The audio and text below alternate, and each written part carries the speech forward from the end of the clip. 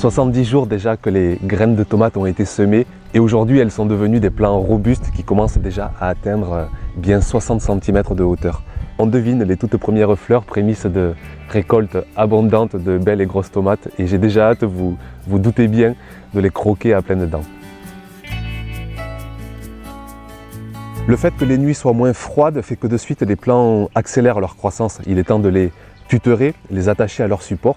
Ici, ce sont des cannes de Provence qui font office de tuteurs. Sans les attacher, les plants tomberaient au sol et de suite, le risque de maladie serait très présent sitôt la moindre humidité. Il y a aussi une question de gain de place. Cultiver en hauteur est toujours bien plus efficace que cultiver au sol. On gagne une place considérable. Tuterer les plants évite aussi qu'ils ne cassent si jamais il venait à faire un vent assez violent. Regardez encore ici cette semaine, ça a soufflé considérablement. Le vent violent, c'est une vraie galère, ça stresse les plants, ça assèche tout, ça fatigue et ça irrite autant le jardinier que le potager.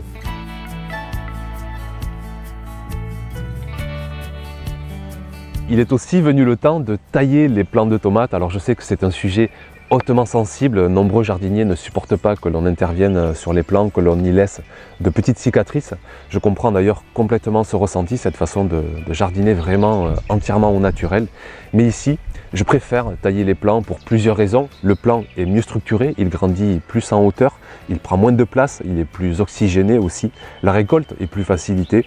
Et je trouve que c'est tout simplement plus efficace et plus joli au potager. Un plant non taillé sera lui beaucoup plus touffu, beaucoup plus buissonnant, ce sera un petit peu le bazar au potager, mais vous ne générerez aucune cicatrice et le risque de maladie sera du coup un peu moins présent.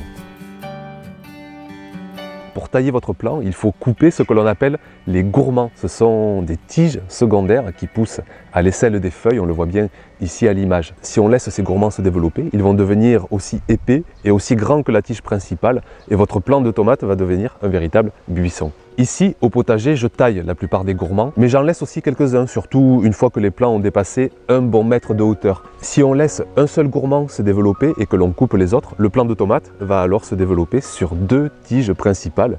Vous le voyez ici, cette année, je commence à laisser un gourmand sur un plant se développer.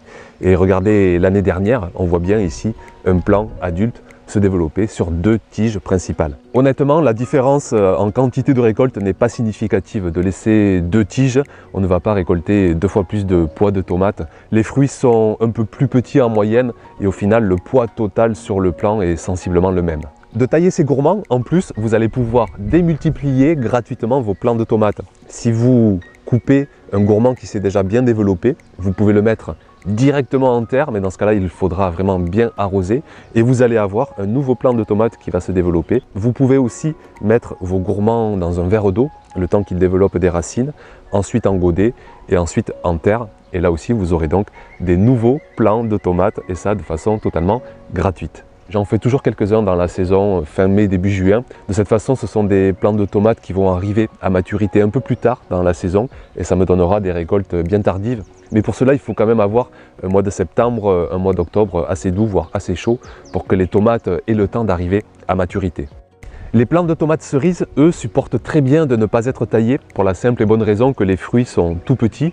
Ils n'auront aucun mal à tous arriver à maturité. Ce que j'ai tendance à faire, moi, c'est carrément de mettre des ficelles tout autour du buisson pour le contenir et pour quand même essayer de mener le plant en hauteur. Et puis malgré tout, je coupe quand même pas mal de gourmands, mais j'en laisse une bonne dizaine, voire une bonne vingtaine. Et ça nous permet de récolter plusieurs centaines parfois de tomates cerises sur chaque plant. Et quand on voit le prix au kilo des tomates cerises dans le commerce, parfois 6, 7, 8 euros le kilo, croyez-moi, dans ce cas-là, le potager est une affaire bien rentable. Le fait que je sois dans le sud, dans une région sèche, joue en faveur de la taille des plants de tomates. Les cicatrices que je vais générer n'auront pas trop d'incidence sur le risque de maladie du moment qu'il fait chaud et sec. Par contre, si vous êtes dans une région à la fois humide, avec des nuits assez fraîches, là vous avez des risques de maladie beaucoup plus présents. Alors taille ou pas taille des plants de tomates, respectons vraiment nos différentes façons de faire au potager. Elles ont toutes leur justification.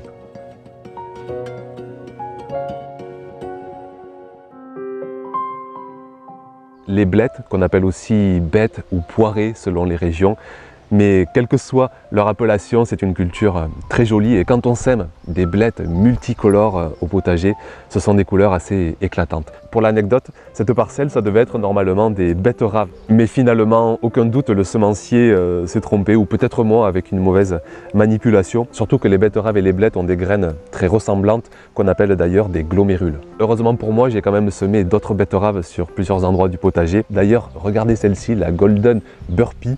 C'est une variété plutôt sympa, on dirait à l'intérieur un ananas. En fait, c'est vraiment une couleur ananas. Et dans l'assiette d'ailleurs, on peut s'amuser à jouer au repas gastronomique et manger cru une betterave, on en garde vraiment toute sa saveur. Mais bon, je sais pas vous, je préfère quand même des assiettes plus costauds et mieux garnies.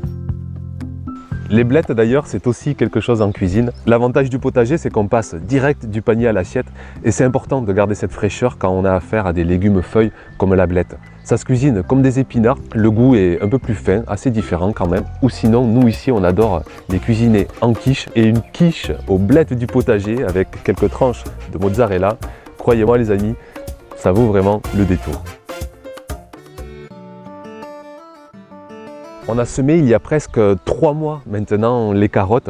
Et le semis de carottes, c'est jamais quelque chose d'évident, mais en insistant avec un peu d'habitude, un peu d'expérience et puis peut-être une bonne énergie, on arrive quand même à avoir des carottes au potager.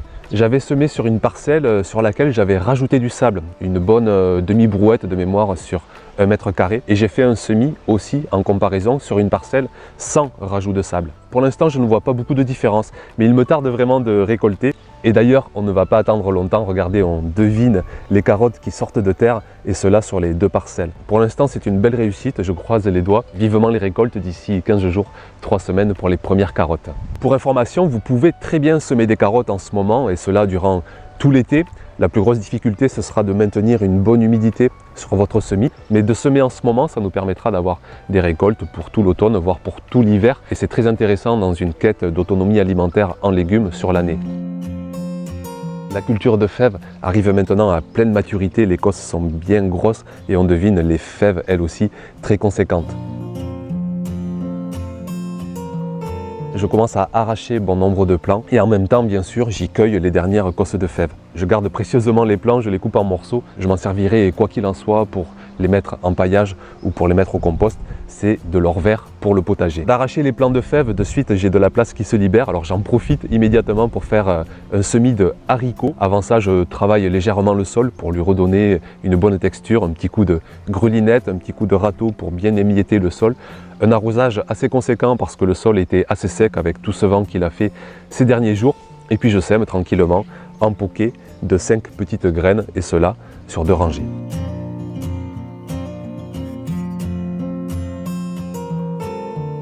Les petits pois aussi arrivent sur leur fin. Je dis ça un peu tristement parce que c'est vraiment une très belle culture au potager. Mais là, ça y est, vous voyez les plants qui commencent à jaunir à leur base. J'ai déjà arraché toute une parcelle, celle où les petits pois montaient à presque 2 mètres de hauteur. La récolte sur cette parcelle est finie. D'ailleurs, bon nombre de portions repas sont au congélateur avec des mange-tout, avec des fèves. J'arrache d'abord tous les plants de petits pois. Je les arrache du sol, bien sûr, mais je les défais aussi de leur tuteur. J'enchaîne là aussi directement avec d'autres cultures, des cultures d'été. Et je vais implanter différents plants que j'ai dans ma pépinière en extérieur. J'essaie de choisir toujours des plants complémentaires, un plant d'aubergine, un plant de courge à côté qui va pailler le sol, un plant de chou, un plant de poivron, un plant de patates douces aussi qui va pailler. J'alterne des plants qui vont se développer en hauteur et des plants qui vont se développer en surface du sol. On va avoir un sacré paquet de portions repas qui vont se profiler dans les mois à venir. Avant d'implanter, comme toujours, je mets un bon coup de grelinette, un bon coup de râteau, un bon coup d'arrosage. Et puis c'est parti pour implanter ces différents plants de légumes. Une fois mis en place, je recycle tous mes plants de petits pois que je viens d'arracher. Je les découpe et je les mets en paillage directement sur le sol. Par-dessus, je rajoute une bonne épaisseur de paillage, du foin, de la paille que j'avais enlevé il y a 2-3 mois pour faire les semis. Et bien là, avec les premières chaleurs qui reviennent, il est grand temps de repailler considérablement le sol, toujours dans un but de bien préserver la vie du sol, de bien préserver une bonne humidité et de nourrir aussi le sol au fur et à mesure que ce paillage va se minéraliser, va se décomposer.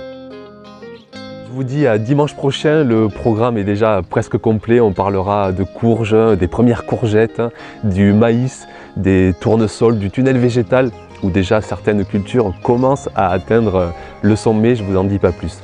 Passez une belle semaine, jardinez bien, portez-vous bien, et puis à dimanche prochain. Ciao ciao!